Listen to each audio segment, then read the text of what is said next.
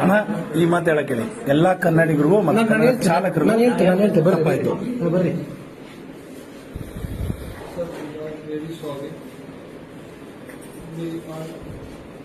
We were passing by.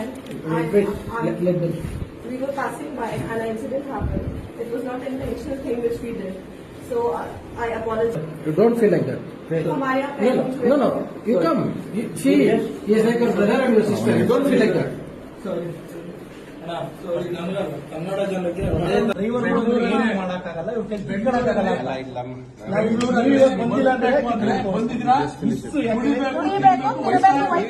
Kannada ಮಾತಾಡಿ ಕನ್ನಡ ಬಿಟ್ಟು ನಿಮ್ಮ ಅಹಂಕಾರಗಳು ನಿಮ್ಮ ದರ್ಪಗಳು ಮಾಡಿದ್ರೆ ನೀವು 3 ಜನ ಇರೋದಕ್ಕೆ ಬಚಾವು ಕಂಪ್ಲೇಂಟ್ ಆಗಿಲ್ಲ ಅಂದಿದ್ರೆ